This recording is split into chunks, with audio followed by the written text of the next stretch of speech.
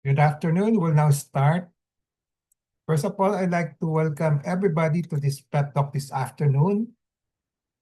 Please mute yourself, but always show your video picture. Sign in your name, your Facebook account, or email address in the chat box. Please include the names of companions attending with you. Use the chat box to ask questions and make comments while the pep talk is on. There'll be group pictures at the start and end of the pep talk. Please show your face in the video. As a reminder, please take the online Learning Comb evaluation test exercise for mastery of learning and have a perfect score to get a certificate like this one. I have placed the link in the chat box already. And then another reminder, obtaining 25 OLETE certificates will entitle one mentee to a voucher for a RO Hoson medical consultation, either face-to-face or telemedical. Another request, please type in your feedback in the chat box during the open forum and before we adjourn. Thank you. So let's now have a group picture taking before we start the pep talk proper in about 2 minutes. Please turn on your video and show your faces.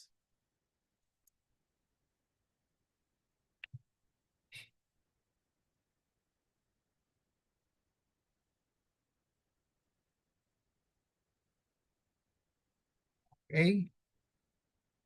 Ready? 1, 2, 3.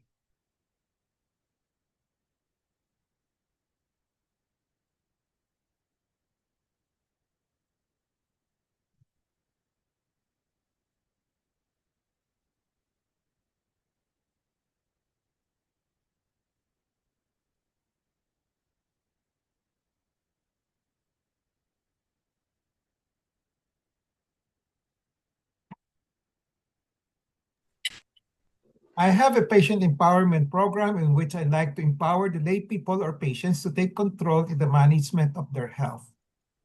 I started the pep talk on May 15, 2021. During the COVID-19 pandemic, there are 3 courses in the pep talk. I completed the core course on October 9, 2021. And then from October 23, 2021 onwards, I've been tackling health disorder and health issue courses. May 17 this year, 2025, that's about 2 weeks ago, marks the start of year 5. So we're now on year number 5 of the RO Hoson Pep Talk. How long the pep talk will last will depend on the enthusiasm, discipline, and perseverance of everybody. My pep talk today is entitled Patient Story, TLT, which stands for Tell, Learn, and Teach. So the subtitle will be the breast ultrasound, true or false masses. The empowerment objective is for the lay people to have an essential understanding on what are true and false masses on breast ultrasound as part of their health management based on the patient's story, because I'll be telling a story on a particular patient. The contents of this particular pep talk will be the following: the story that I'm going to tell, and then the title will be ultrasound, breast ultrasound, true or false masses. And then the other topics will be what is a mass, what is a breast mass, what is a true and what is a false breast mass, on palpation, and on ultrasound. Some takeaways from the patient's story. A disclaimer is that the RO Hoson Pep Talk contains the thoughts, perceptions, opinions, and recommendations of yours truly, called from personal experiences as well as from the writings of other health professionals. So here is the patient's story. So the gist here is RBG, 62 years old, female, Filipina, has been my patient for her breast concern since 2016. So that's 11 years ago. Okay. Her last consult with me was in March 2025, this year. So 9 years as of March 2025. She was referred to me in 2016 by a gynecologist for evaluation of her breast ultrasound, which reported breast masses with BI-RADS3, which stands for probably benign. So BI-RADS3 categorization, which stands for probably benign. After palpating her breast with no dominant mass palpated, meaning I was not able to palpate a mass, I gave a diagnosis of fibrocystic changes with the recommendations and advice for her. One, to do periodic self-monitoring of her breast, at least monthly.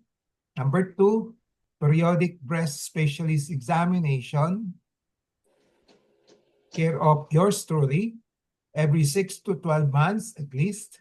And then number three, monitoring breast ultrasound as needed or at least once a year. So three recommendations: periodic self-monitoring, periodic breast specialist examination, and monitoring breast ultrasound as needed because of the report of breast masses. For the past 9 years, 2016 to 2025, I've been monitoring her breast. The periodic ultrasounds of the breast have always reported solid masses, laging may solid masses, not cystic, with the BI-RADS3 categorization. So this is for the whole 9 years. So as I said, for the whole 9 years, the reported solid masses have not been palpable by me as the breast specialist examining her at periodic intervals. But the question is being asked, are these solid masses reported on ultrasound true or real masses or false masses? So talaga bang may bukol o wala? So here is the story first before we go into the insights and learn and teach. So this was the first medical records of the patients in October 8, 2016. She was 54 years old then.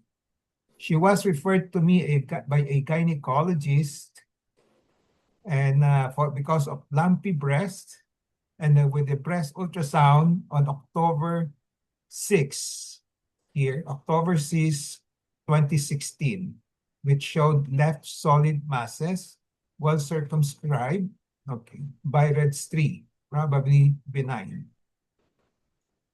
My physical examination of her breast showed no dominant masses here, no masses on her breast as well as on the axilla, on the armpit. So this is a null sign, meaning there's none. So no dominant masses on both breasts and on the armpit.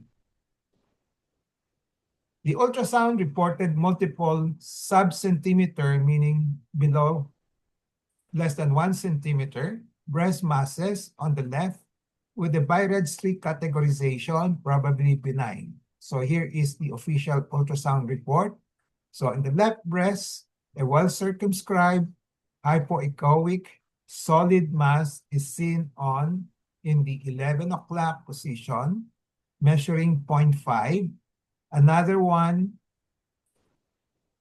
on the 6 o'clock position, measuring 0.7. So the impression of the radiologists were the following. Descriptive impression will be left breast solid masses as described, and then normal right breast on ultrasound findings. So there was none seen on the right breast. And then the BI-RADS diagnosis or categorization was 3, probably benign. Despite the ultrasound report of sub-centimeter solid masses on the left with BI-RADS3 categorization and with no palpable dominant masses, I gave a diagnosis of fibrocystic. So this is my diagnosis as a breast specialist. Fibrocystic changes. This is benign. Okay. This is usually part and parcel of hormonal changes. So nothing to worry about. So my advice was Number one, periodic breast self-exam monthly and follow up or check up with me after 1 to 3 months. So this is after the first consult. So she did as advised. So she was doing the periodic monthly breast self-examination. She's very religious in doing that, and periodic checkup with me as the breast specialist. So from 2016 to 2025, again, that's 9 years, there has been no appearance of a dominant mass or masses on breast self-examination as well as on breast specialist examination. So wala siyang nakakapa, wala rin ako nakakapa. Okay, so we were monitoring her breast together for 9 years, wala. So she had monitoring of the breast ultrasounds from 2016 to 2022, then 2025. So that's about 7 to 8 years, 8 times for about 9 years. Okay. So there were interval changes in the so-called masses reported on the ultrasound, with the bottom line findings palaging meron all repeatedly had BI-RADS categorization. So walang BI-RADS 4, walang BI-RADS 2, hindi nagbabago. Okay. At some points, sub-centimeter cyst means which contains fluid, would appear and then disappear on both breasts. So this is compatible with the diagnosis of hormonal changes or fibrocystic changes. Sub-centimeter solid masses would also appear and disappear on the left breast. Okay. So may cystic, may solid masses for the past 9 years, may nakikita at may nawawala. Okay. So during all these 9 years of checkups with me, there was no development of a palpable dominant mass despite the reported presence of masses. Laging may masses dun sa ultrasound, especially yung mga solid masses. My diagnosis has always been fibrocystic changes. Okay. As a clinician, as a breast specialist, ito yung diagnosis ko. So I don't give the diagnosis of BI-RADS 3, but I usually give a more definite diagnosis, fibrocystic changes. Yung mga BI-RADS 3 kasi may probably benign, BI-RADS 4. Pag BI-RADS 4 naman, mildly suspicious for cancer, pwedeng hindi rin cancer, gano'n. Pero when I say fibrocystic changes, I'm quite definite that it's nothing to worry about, no?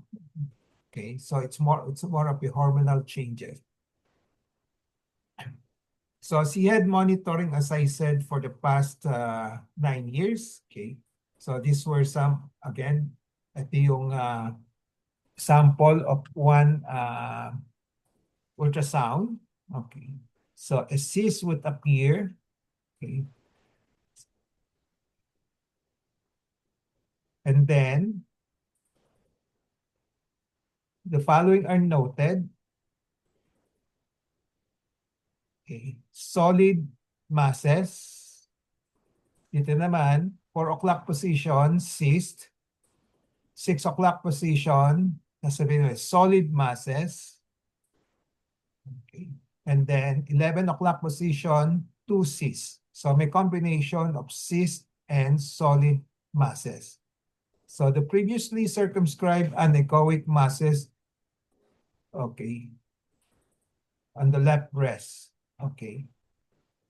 And then, so impression, this is a sample of the remarks here. Interval changes, may mga nagbabago yung sizes, yung mga ano. So, from iso, nagiging hypoechoic solid breast masses, and then development of small right breast cysts and interval increase. May lumalaki na small left breast cysts. So, may mga pagbabago, no? Okay. So, another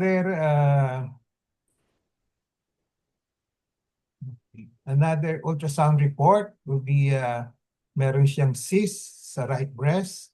Then there were 2 small cysts are not visualized anymore. Nawala na itong dalawa sa 11 o'clock. No? So impression will be unchanged findings in the breast ultrasound, breast solid masses, and small right breast cysts. So, hindi nagbabago yung solid masses, still there, okay? Pero yung mga breast cysts nawawala. May lumilitaw na bago, may nawawala. So, Byrad's 3 pa rin. No? Another one, okay. So, 0.4 centimeter cyst sa right breast. Sa left breast naman, you have solid masses na naman, okay. Dito, may mga cyst and then cyst, solid masses. So, combination of solid and cystic masses. So, dito naman ang impression nito, interval increase in the number of breast cysts. Okay, but yung mga solid masses, hindi nagbabago. Okay, essentially unchanged. So, another one, as I said, marami siyang ultrasound, nag-iiba-iba, pero palaging sinasabi palaging Byrad's 3 lang. Hindi nagiging Byrad's 4 or 5. Okay. So during all these 9 years of checkup with me, as I said, there was no development of a palpable dominant masses despite the reported presence of masses on ultrasound. But my diagnosis has always been fibrocystic changes. This is as of 2023, this record, okay? No masses, okay? So, fibrocystic changes ang impression ko, okay? Okay. So, I just asked for request for regular breast self-examination and then check-up. So, and then, okay, 2023, no? Byrad's 3 pa rin, no? And then September 24, 2024, there's no dominant breast mass. May Byrad's 3 pa rin siya. No clinical diagnosis. My clinical diagnosis still fibrocystic changes. So the latest is March 2025. Again, wala pa rin bukol. Despite the Byrad's, sinasabi sa ultrasound, may bukol, may masses, no? Byrad's 3 lang. Okay. So I just give the diagnosis of fibrocystic changes and advise continuous self-monitoring. So the question is being asked here, are these solid masses being reported on ultrasound real o talaga bang bukol o hindi bukol or false masses? So that's a question usually asked by everybody, especially the patients. If they read see the word masses, meron ba talagang bukol o wala? No? Kasi pag may bukol, nakakatakot. No? It is important to answer this question as the mere mention of solid masses causes anxiety on the part of the patients as well as the physicians taking care of the patients. So are the solid masses reported on ultrasounds real or true masses or false masses? So end of the storytelling. Now I'm going to leave you some pointers here for learning. So I will be defining what is a mass, what is a breast mass, what is a true and what is a false mass on palpation and on ultrasound. And then I'll give you some takeaway from the patient's story. So in the learn and teach parts of this patient storytelling, I have to start with the concept and meaning of a mass before we go to the true or false masses on ultrasound. So dito tayo magsisimula. What is a mass? A mass is an abnormal growth of cells and tissues or abnormal collection of fluid occupying a space in 3 dimensions, having length, width, and height. So 3 dimensions. So it's either a collection of cells, growth of cells, or may fluid. The bottom line, it is occupying a space in the body with 3 dimensions. A mass is the same as lump and bukol. Tayo, we call them bukol in Tagalog, okay? But the lump is usually more informal, no? Okay. Mass is a more medical and a more formal term than lump. Lump is more of a layman's term, and then bukol is a Filipino term. What is the difference between a mass and a cyst? A cyst is a mass. So pag may sinabi kang cyst, bukol pa rin. It's a mass, but the mass is always not a cyst. Because a cyst means the mass contains fluid.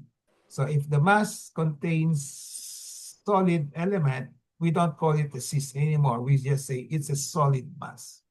So not all masses are cysts or cystic though. Masses can also be solid, meaning not containing fluid. So in short, a mass can be solid, walang fluid, cystic, may fluid. But a cyst is a mass or bukol or lump. But the specification here, meron siyang fluid content. But when you say a mass, it's not always a cyst. It could be a solid or a cystic mass. Okay? So yan ang that's the difference between the so-called mass and the cyst. As commonly, Filipinos usually use the term cyst to refer to a mass, but it's not automatically correct. Okay? And then what is the difference between a mass and a swelling or prominence or indurated tissues? A mass should be differentiated from swelling, prominence, or indurated tissue. Anything that deviates from the definition of the mass is usually not a real mass.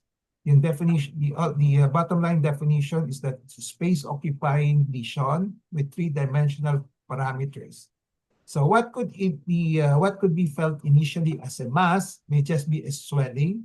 Yung bukol, yung mass can also initially present as a swelling, hindi pa masyadong evident yung bukol, yung three-dimensional lesion, or prominence also, and indurated tissue. But if they stay as is, swelling lang, prominence, indurated tissues, walang three-dimensional figure, character, then ang tawag nun, swelling, prominence, and indurated tissues. But it's not a mass. So this is considered as a false mass, one that appears like a mass. Okay. So we have to differentiate these two, false mass and true mass. So it will take some experience, especially an expert, to differentiate swelling, prominence, and indurated tissues, which are false masses, from the true masses, which are three-dimensional. So again, definition of a mass. A real mass is an abnormal growth of cells and tissues or abnormal collection of fluid, pwedeng fluid siya, okay, pwedeng solid or cystic, occupying a space in three dimensions, having length, width, and height. Pag nakita natin yung sa loob, no? Sa kapa, baka hindi natin makukuha yung tatlong dimension because on the surface lang sa kapa, ang nakakapa lang natin, probably 2 dimensions lang. So what is a breast mass now? Anong breast mass? Following the baseline definition or operational definition of a mass, a breast mass is an abnormal growth of cells and tissues or abnormal collection of fluid in the breast occupying a space in 3 dimensions, having a length, width, and height. This is the definition also for a true breast mass. So examples of true breast masses are breast cancers, fibroadenomas, which is benign, macrocysts, malaking bukol that is cystic, may fluid lang siya. And then microcysts, malilit na cyst na bukol na may fluid. Breast abscesses, may nana na that present as a 3-dimensional masses. And then phylloides tumor is another, not so common, but it's an example of a breast mass. So these are the more common masses that we see in the breast in clinical practice. What is a false breast mass? A false breast mass or a finding on the breast that can be mistaken for a breast mass could be swelling. Kung namamaga lang, walang 3-dimension, we don't call that a mass. Baka meron siyang infection, mastitis, ang tawag doon. Or prominence, medyo kung di pantay lang yung breast ng mga babae. Prominence lang, mas prominent lang one breast to the other. No? So hindi siya talagang buccal, or irregular breast surface or indurated tissue. Okay. I think I have a picture of that. I'll show that to you. It is not considered to be a true breast mass because of the absence of a space-occupying lesion and the three-dimensional 3D parameters. Wala siyang height, width, and length. A false breast mass just appears or mimics a true breast mass. So pag sinabi mong false breast mass, hindi siya talagang breast mass. Pero nagmimic, dapat we should know how to differentiate from them from the true breast lump. So common examples of a false breast lumps are the fibrocystic changes. Kasi sa fibrocystic changes, the breast surface are irregular, humpy, pero hindi talagang buccal, no? Okay, so usually it will be recognized as true as masses, pero hindi pala. So, what is a true and what is a false breast lump mass based on palpation? Let's start with palpation. Mamaya ultrasound naman. Okay. So, on palpation, one has to know how to differentiate a true breast mass from a false breast mass.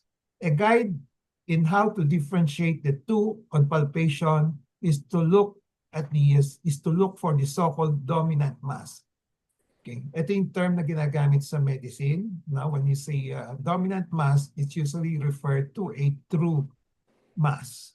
So the presence of a dominant mass is usually considered as a true breast mass, and its presence is considered as a red flag. Sa matakot na tayo, baka at least it needs more assessment and evaluation. So baka may chance na baka cancer siya. Gano'n. So ito yung sinasabi ko, illustration. Okay. So ito yung skin, ito yung taba, fatty tissues, ito yung pinaka-breast tissue itself. Okay. Usually, because of age, because of hormonal changes, because of lactation, pregnancy, hormonal monthly mens, usually, ito yung surface ng breast mismo, irregular. Na? So we call that lumpy breast surface. Kung meron nito, no, normal pa rin siya, pero hindi siya talagang buccal. So we call that fibrocystic changes. No? Okay. Some of them will have maliliit na mga fluid component yan. Yung cyst. No? So yung microcyst ang tawag doon. No? Now, dominant mass will be presenting like this one. So there is a palpable mass which stands out. Okay? Pag kinapa mo, it's ang consistency, yung roughness, smoothness is different from the surrounding. No? Okay. So nag-stands out siya. No? That's why it's called a dominating or dominant mass. So once you have this, we consider that as a true mass. Okay. So this is a red flag which should be investigated further. Now, because it could be malignant or benign.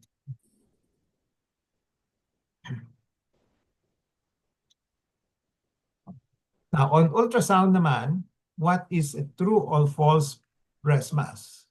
So what are discovered as cysts or mixed solid or cystic masses on ultrasound are true breast masses.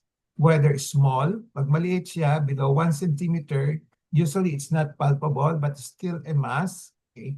Or palpable, usually bigger than 1 centimeter or bigger. Okay? So what are discovered as solid masses on ultrasound and clinically palpable as are true breast masses. Okay. And then the other scenario is what are discovered as solid masses on ultrasound but not palpable, okay, may either be true or false masses. And this has to be decided by the clinician breast specialist. So again, on ultrasound, ito yung makikita natin, merong cyst or mixed solid cystic masses. Pag meron ito, these are true masses. Now, the other type of masses that can be seen on ultrasound will be the solid masses. No? Pag palpable talaga siya, talagang wala nang duda-duda, true masses na siya. Now, pero merong pag nakita sa ultrasound, may buccal, pero hindi nakakapa, Now, this has to be decided by the clinicians kung talagang meron o wala. So, pwede kasi magkamali rin yung ultrasound. No? Again, what are discovered as solid masses on ultrasound but not palpable may either be true or false masses. This has to be decided by the clinician breast specialist. Now, how does the breast specialist decide on this one?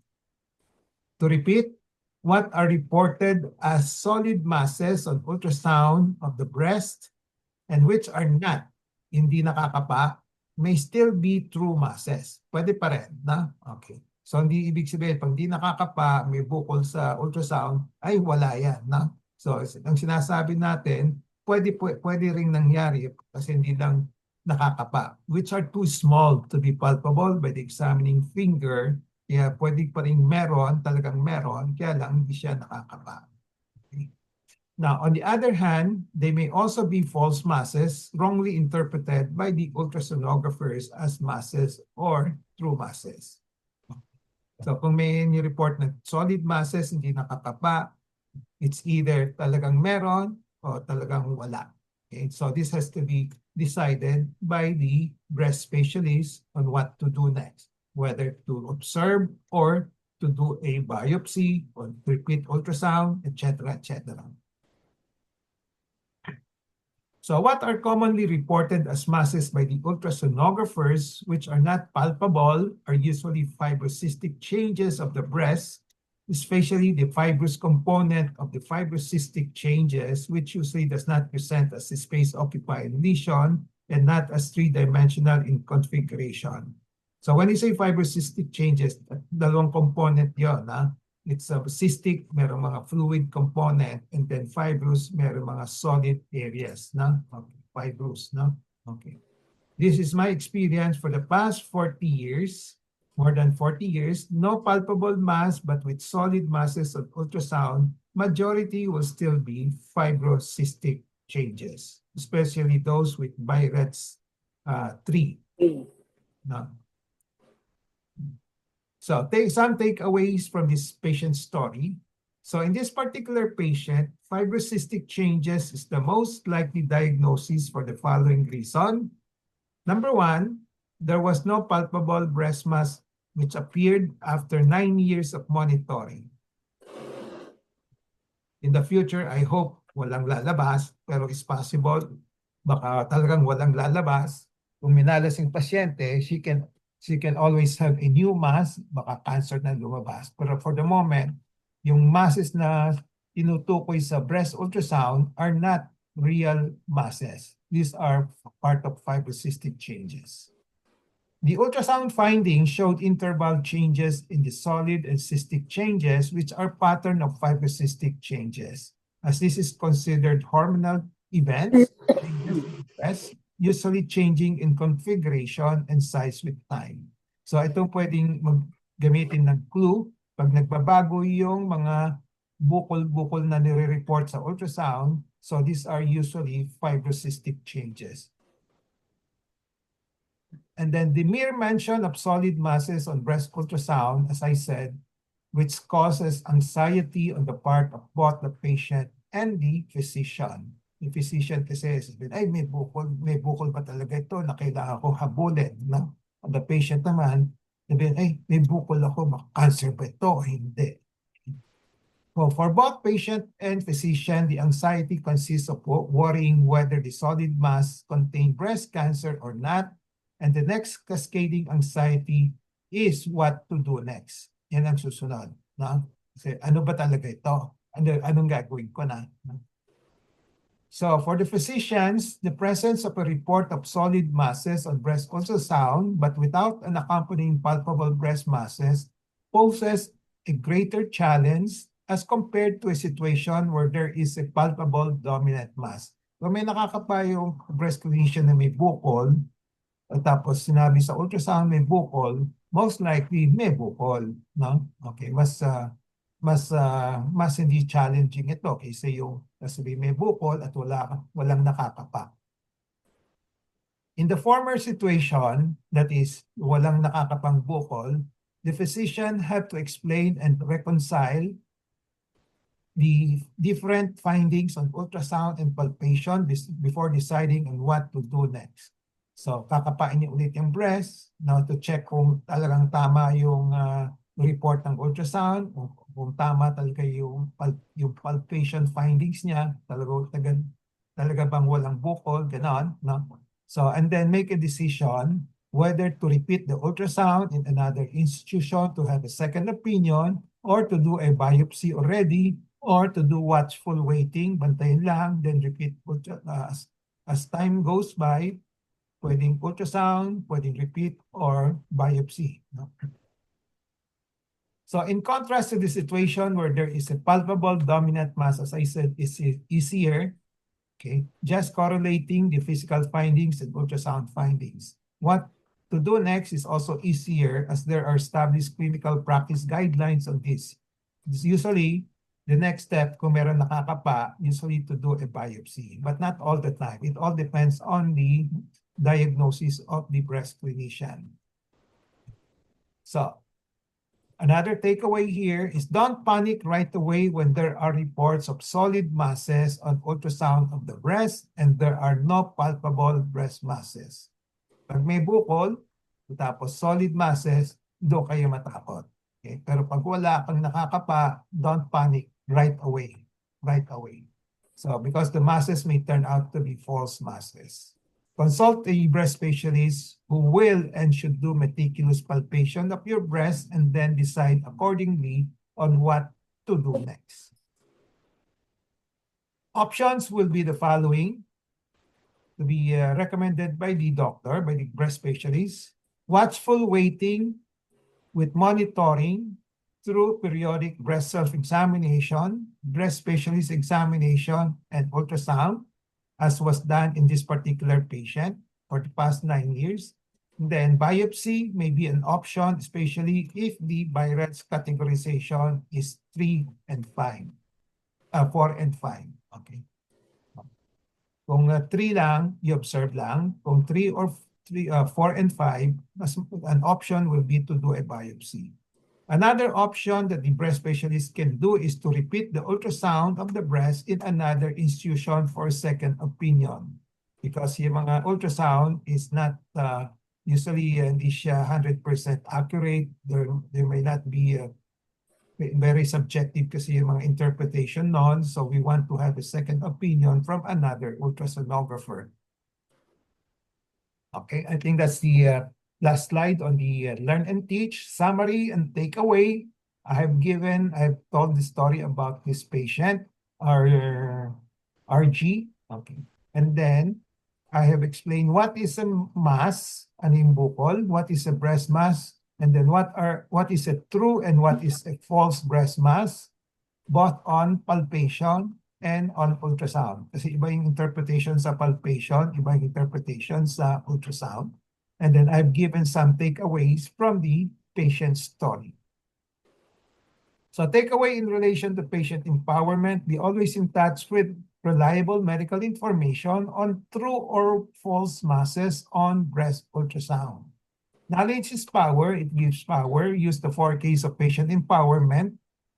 Kaalaman, kakayanan, karapatan, and kapangyarihan to gain greater control over decisions and make better decisions on the management of masses reported on breast ultrasound as part of your health management.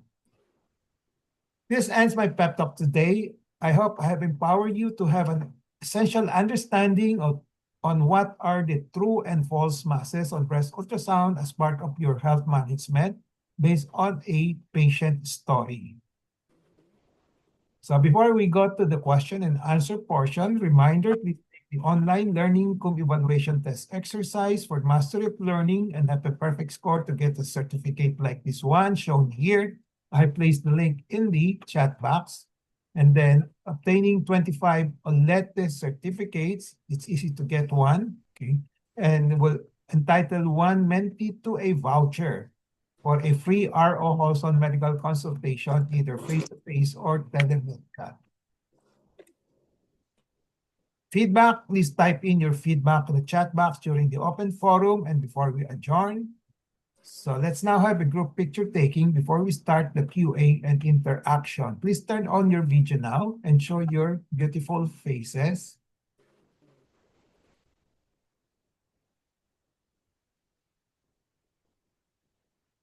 Okay. Are you all ready? One, may pahabol. 1, 2, 3.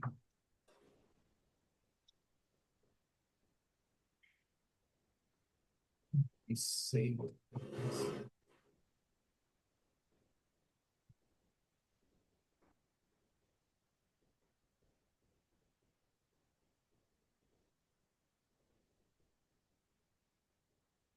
Okay, the floor is now open for questions, comments, suggestions, consultations. Pwede rin. Now, short consultations. Okay, so we still have 20 minutes for this. Anybody? Can I start, Doc? Sure, Yoli. Doc, you referred me to another oncologist in St. Luke's BGC for Okay. the biopsy that more or less the ones that you discussed covered that.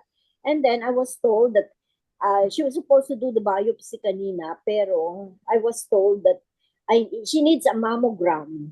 Why do they always have to ask for mammogram? It's a requirement for her before before she do the biopsy, kailangan merong mammogram as compared to the ultrasound. So that's the reason why I went home late kasi it's pila-pila and BGC, ang dami nagpapamammogram. So I had to undergo mammogram. Nagawa mo na? After 2 working days daw, Doc. Pero nagawa mo na? Nagawa ko na kanina. Okay. Okay. So, ang tanong mo, why? Oh, yeah. Iba-iba yung pananaw. As I said, iba-iba yung pananaw ng mga doctors, no? Okay. Some doctors would just the ultrasound would be enough to make decision on what to do. Okay. Then some would still rely on combination of mammo and ultrasound. Okay. Minsan, you do both para to complement each other lang, para support lang, no? Okay. In a lot of instances, even in life, kahit na isa lang, pwede na. Isang strategy, pwede na, di ba? So meron mga doctor ganon, no? Iba-iba yung pananaw. And then another concern kasi I am drinking, di ba, yung blood thinner. So I have to stop it first before the schedule of the biopsy. So I was told to come back on June 7. I have to discontinue drinking clopidogrel. Discontinue? Yes, discontinue for 1 week. And then I have to go back on Saturday for the biopsy procedure. 1 week. 1 week Yes, discontinuance. Kasi yung core needle usually baka karoon ka ng mga hematomas. Yeah, no? baka magka-hematoma. Yeah. Okay. Mm. So, wala pang result ng mammo? Wala pa, Doc. Kanina lang ginawa. Walang binanggit? I was told, walang binanggit, wala kang clue? only puro mga technicians lang yung nandun eh. I was asking them, sabi ko, meron ko bang nakita or anything, Sabi niya, ma'am, it's the who will interpret, you just wait for the results, ganyan. So, tama yun. Kasi technician lang sila, mahirap mag-commit, no? Okay. Saka unethical yung sasabihin nila. No? Baka mali rin sila. I understand kasi it's always like that even in Maddox. Tinatanong ko lang, baka may ibang, baka may doctor in front of you. Wala eh. Okay. So let's pray and hope na. Yes, I'm keeping my fingers. Anong sabi niya? Mukhang benign ba? Malignant? Nakapa ba niya? Hindi niya rin nakapa. Wala rin siyang makapa. Okay. So sabi niya, wala din akong makapa. What's the reason kaya, Doktor, why hindi mo nakakapa? Is it because I am kind of big, baka fats, ganyan, or Or ano sabi niya, no, it means na more or less, ibig sabihin maliit daw. Maliit pa, kaya hindi nakakapa. Pero sabi niya, let's try and do the, for comparison, the mammogram, and then I'll do the biopsy. Okay, very diplomatic yung doktora mo. Uh-huh. Your configuration is also a factor actually. No? Pag Yes. medyo malaki ang breast, saka kung payat-payat ka at mababaw na yung 1 centimeter Mas na yun, madaling, mas madaling. kapang-kapa yun, no? Pero kung She medyo tried it ang tagal, she tried it, wala rin siyang makapa. okay, so at least pareho kami, hindi ko rin makapa, Yes. di ba? Okay. Okay. So I just hope that's still benign, no? So Yeah. Keeping my kailan finger. matatapos yung mammography mo? After 2 days, I think I will try to check online on Monday or Tuesday. And then right away, I will give you feedback. Sige. Okay. Okay. Sana negative. Okay lang yung negative kaysa yung positive. Uh-huh. Okay. Ang makikita lang naman no, yung mga microcalcifications, ganun. Yeah. Is it possible that the mammogram would say otherwise? Like, yung nakita sa ultrasound, Yeah. not necessarily? Yeah, it can produce results like of course they will not say it's needs additional tests. Kasi merong sa bagay, sandali. Binigay mo ba sa kanya yung ultrasound mo? Yes. The 3 cup from 3 hospitals yung pinagawa. Yung kanino binigay? Kay Dr. Gemma Uy, I showed everything. Okay, pero yung ultrasonographer, they didn't ask. No, they did not. Okay, so it's kasi tinatanong mo sa akin kung anong possible lumalabas, no? So, if they don't have a copy of the ultrasound, they might say, so one possible outcome will be, they said, I need to do an ultrasound. Uh-huh. Okay? Kasi baka akala niya walang ginawa, no? Pero alam niya, I told her, mayroon na Hindi, yung ultrasonographer, yung ma'am mo. Yeah, I told her na yung technician na gumagawa. I told her, kasi merong referral si Dr. Gemma na nakalagay doon. Okay. Ultrasound So, but did they note down the findings? I don't know. Sige, anyway, let's just wait and see, no?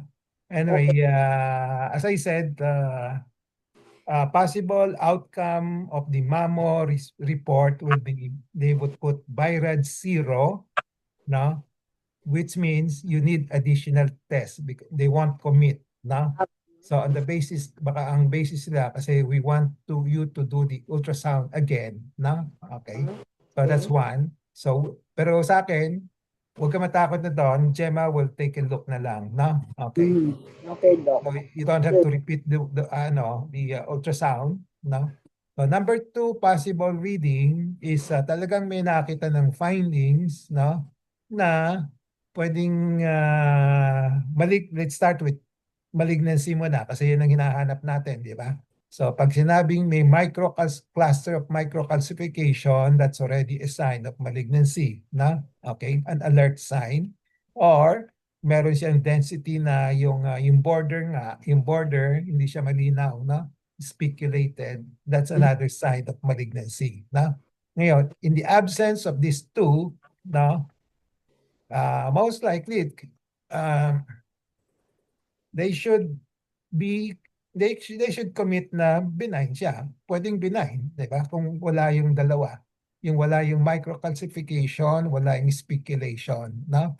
And then pero pag nakita nila yung ultrasound, they would always say BI-RADS 4 pa rin, no? Okay.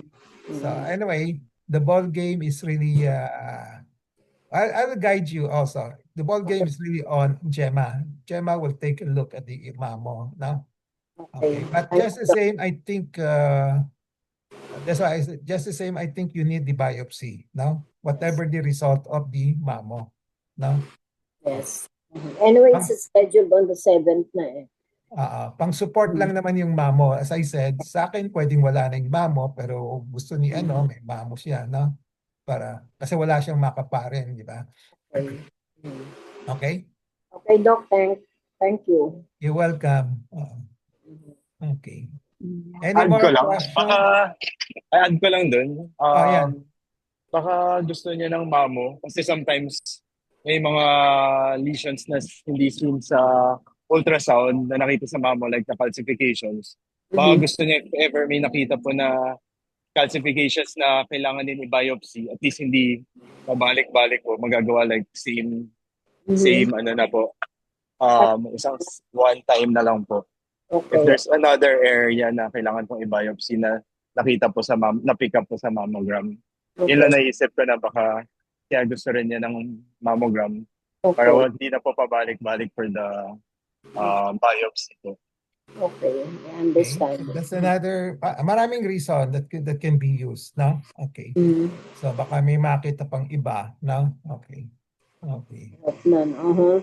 Okay, but if you're just focusing on that lesion, yung yung sa right breast kasi palagi sinasabi sa ultrasound, no? So, as I said, pwedeng wala. Pero kung talagang kung parang parang to supplement lang yung ultrasound, baka may makita pang iba. So, minsan nire-recommend ng ano. Okay. Okay. Doc. Mm. Okay? Okay, thank you. Yung nagsalita, anak ko yan. Yeah, thank you, Dr. Ray. Ako po. Welcome po. Mhm.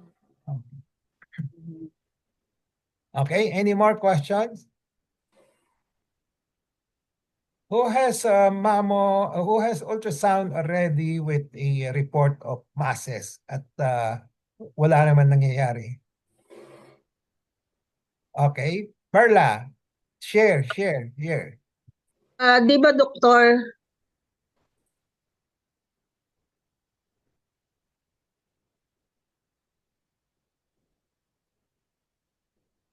Unmute. Ayan. Go ahead. meron daw akong mass dito sa right breast. Okay. Sabi niya, i-monitor ko daw.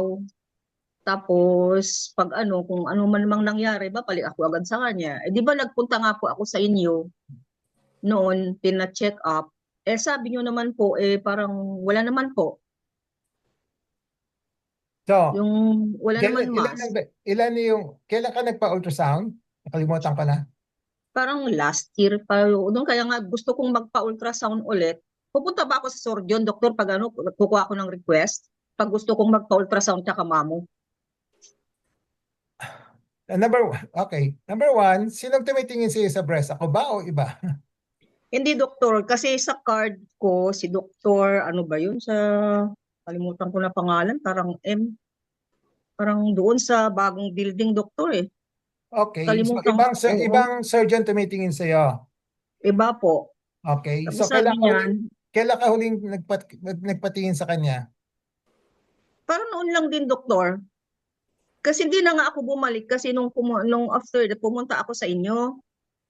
Okay. Kasi So, dala-dala ko yung aking yung mamo at saka ultrasound. kailan Nakalagay kita ko nakita? Kailan kita nakita? mga last year lang, parang October 22, itong Okay. year na to, then last year. Okay. Oo, kasi nag-follow pa ako no October 22 sa inyo, last year po. Okay. Di ba, awa ng Diyos, kinapanyo naman po, wala naman pong bukol. So, Pero sabi nung doktor, pero naka-report sa ultrasound may bukol. opo, naka-report sa mamo. Mamo o ultrasound? Parang mamo, doktor eh. Oo, Okay. parang may bukol. Okay. Anyway, kung hindi ko alam kung ultrasound o mamo. Anyway, Hindi ko na po alam. sabi ko sa iyo, Maalala. observe lang. Sinabi ko lang sa iyo, observe, di ba? Opo. Okay. So what you can do is do your breast self-examination monthly, which I think you're doing, and check up, meaning kapain ko ulit, no? After kung October, October noon, doktor, kailan ako pwedeng Ay, di magpa-check up October sa na. inyo? Kung wala kang nakakapa, October na lang. No? Huwag ka muna magpa-ultrasound, kapain ko na lang muna. Kasi Opo. minsan nakakalito yung ultrasound eh. No? Okay. Kapain ko na lang muna. Ha? Kailan ulit, doktor? Kailan? Adi, ang teaching ko kasi is basta you do your monthly breast self-examination, okay? As long as you're Opo. doing it, I can check you once a year. No? Pwede. No? Okay. Pero kung talagang takot ka, every 6 months, di ba? Okay. Every 6 months na lang, di October, di November, December, January, February, March. Di, April na, April na sana. Hindi. Oh, Tapos na. Hindi pwedeng, June. June. So, June na Oh, lang, doktor. June na lang kasi Magpa-schedule ako. meron ka namang voucher eh. Opo, June na lang, doktor. Magpa-schedule po ako ng Sige. face-to-face. Sabihin mo lang sa akin kung kailan. Opo. Okay. Gamitin mo yung voucher mo. Pwede na po ba ulit? Ewan ko, may 25 ka na ba? Hindi ko nga po alam din po. Most likely meron, mukhang regular ka naman eh. Aha.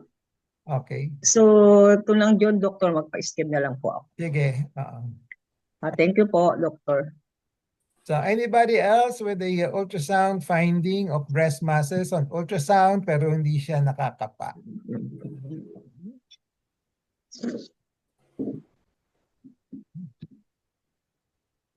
Si Mary Ann. Tingnan nga natin kay Mary Ann. Mary Ann, may ultrasound ka? May Ann? Meron po, Dok. Yung dati. Meron po nung may bukol, di ba? December. Opo. Oh, ano yung BI-RADS niya? Hindi ko na maalala po. Oh. Pirates 3 ba yun? O 2. Hindi ko maalala. 5. 5 po ba yun? Ewan ko. Hindi ko na maalala. Hindi ko na maalala po. Sorry, Dok. Baka dinideny mo. Hindi po. I-review mo lang. So, kailan tayo magkikita ulit?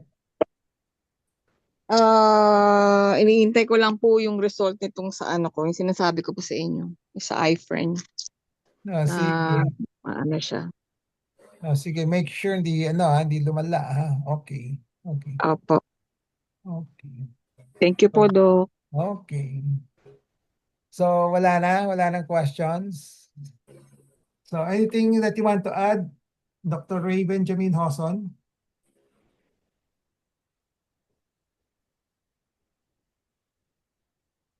Wala na? Parang na-cover naman na lahat. Pero yun, yes, totoo naman talaga na sometimes may mga lesions na nakikita sa ultrasound lang, hindi siya nakakapa, whether pwede nga siyang fibrocystic or mga maliit na fibroadenoma. Sometimes yung din kasi, pag sobrang liit lang, like yung kanina sa story, minsan mahirap din i-differentiate talaga kung solid or cyst po siya na medyo mas thick yung fluid than others. So it's hard to differentiate. Pero yun, usually if it's very, very small, it's hard to feel. Monitor na lang if you start to feel it. Repeat scan pwede. But usually kung hindi siya na-grow within like 1 to 2 years, usually hindi siya concerning. Kasi kung it's anything of concern, nag-grow na siya by then. Tapos yun, usually, we'll need to do further tests with a biopsy. Pero kung hindi siya nag-grow in size, hindi siya nakakapa din, usually hindi kailangan mag-worry. So yun nga, don't worry right away. Consult your clinician para ma-advise po properly. Okay. Any more? May narinig ako may nagsasalita. So if there are no more questions, we'll call it a day. We'll see each other next week again. Now, thank you for attending. No? Thank you. Thank you, Doc. Okay. Sige. Okay. Bye-bye. Thank you, Doc. Happy weekend po. Happy weekend also. Bye-bye. Dr. Ray, thank you for sharing. Okay. Thank you po. Okay.